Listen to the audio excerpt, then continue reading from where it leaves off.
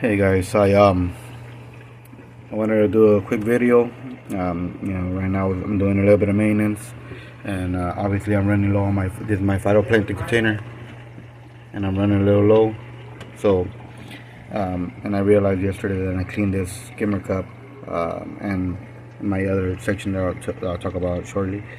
I noticed that I haven't, there's not a lot of reefers that run their skimmer this way. So this is my unique way of running my protein skimmer. So obviously I just took this off so I can show you. This is Aquamax, the cone series, the Q3. So it's pretty overkill for this aquarium because this is only a 100-gallon aquarium. So it is pretty overkill. Sorry about the glass, guys. I am doing maintenance here, and so obviously when it turns on, it goes over, it overfills right over that little section there and back down through here. But then I have this hose here. Now this hose, when I have it in place, it wraps around through there and comes down through here, and it goes right through here. Now this is kind of what I wanted to show you guys. So this here, obviously it's older. I've been doing this for a year now. Since actually I started this aquarium, so it's been working awesome. So this here is a $1 container from the 99-cent store, in the bottom 1/3 of the container I drilled some 316 holes, and I fill with filter floss, right? So this here sits at the bottom here, right next to my phytoplankton, and so when the skimmer is on, I do wet skimming. So when the skimmer's on, sorry guys, I'm messing with a lot of little things here. It goes overfills, and then it goes right into this section here, which is what I was just showing you guys. So the reason for doing this, there's two reasons really, but one more so than the other. So one is obviously if it's just filtering out and through here and then releasing the water back into the aquarium, then I don't have to worry about cleaning this cup so often.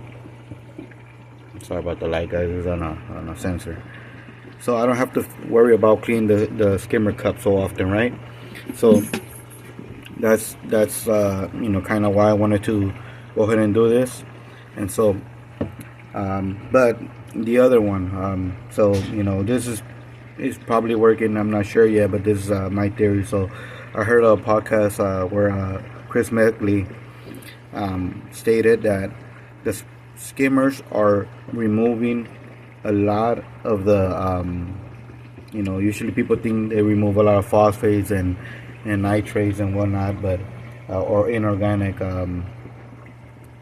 proteins or whatnot. But what he had tested when he tested in his facility, the Chris from ACI, he said that it was all the trace elements. All the trace elements were getting removed through the protein skimmer.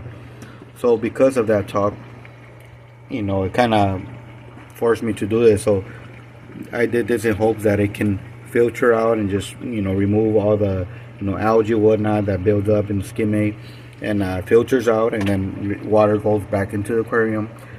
I'm doing this in hopes that some of those trace elements still make it back into the water column, right? Because I don't want to be removing all my trace elements that I'm putting into the tank. And so those two in conjunction kind of made me come up with this idea to filter it out this way.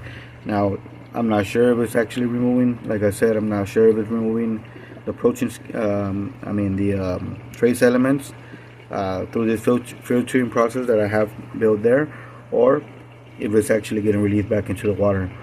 The one thing I do know for sure is that I no longer have to clean this. I no longer have to clean this skimmer cup. I do it now once, maybe, I don't know, once every 3 weeks, once a week. This is what I'm mostly worried about, right? If I start seeing I'm getting a little bit of algae or whatnot build up, that's kind of when I decide to go in the rocks, not on the glass. That's kind of when I was like, let me check this out, and obviously, remove the from in here, right? This is, I also got filter. So that's kind of when I'm like, you know what, it's been a while, let me just go ahead and clean this out. So, you know, in that case, I'll turn it off, and, you know, and I would obviously remove this and take it over to the sink and clean it out. But yeah, guys, this is the way I run it.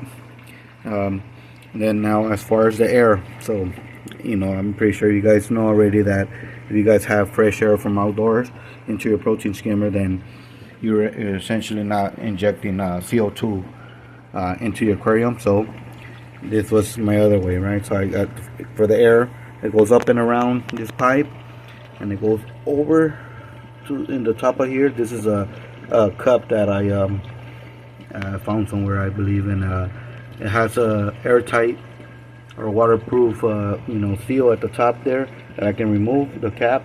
So the cap is, you know, pretty awesome. And then I went ahead and drilled a hole up there and a hole down here, so that the hole that goes from there is poking out through the wall there at the back.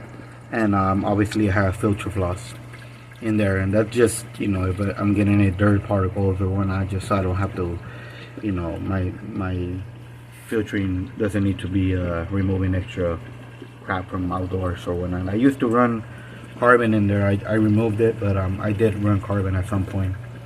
I think it was just blocking the air a little too much, and I didn't agree with how it was working, so I just removed it and kept the filter floss. There you go, guys. So, you know, it does one, and now I have to clean this less, and then two, I'm doing this with the hose and into there, so that I can now have fresh air going into the skimmer, which you know, decreases the CO2 that's injected into the tank, and you know, higher pH. All right, guys. So that's how I run my protein skimmer. I'm gonna just get back to doing some maintenance here. Hope you guys liked it. Please like, comment, and share. Thank you for watching. Hey guys, almost forgot to show the skimmer running.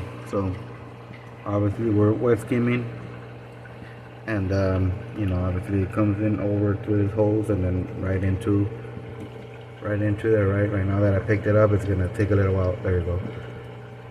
But there we go, guys. See, it'll filter out. It'll continue filtering through that filter frost, and then it releases back into the water. I found this to be pretty awesome. Now, sometimes, you know, if you do glue, well, you guys should know this, if you run a protein skimmer, if you glue down and you use putty, your skimmer does go a little crazy. So the way I found it, without you know, obviously I don't want to be shutting off my skimmer all the time, so what I found is to on top of here, you know, shower caps that girls use to cover their hair. You know, they're not gonna rinse their hair or whatnot, or I'm not sure, whatever they use them for, but those little shower caps, plastic ones, you know, they're pretty awesome. I go right over this, and since it is elastic, I'll just have it you know, hug up against the cup all the way around, and if it is going a little crazy, it'll just, you know, overflow and into the aquarium. But there we go, guys. That's the way I run my skimmer. Thank you.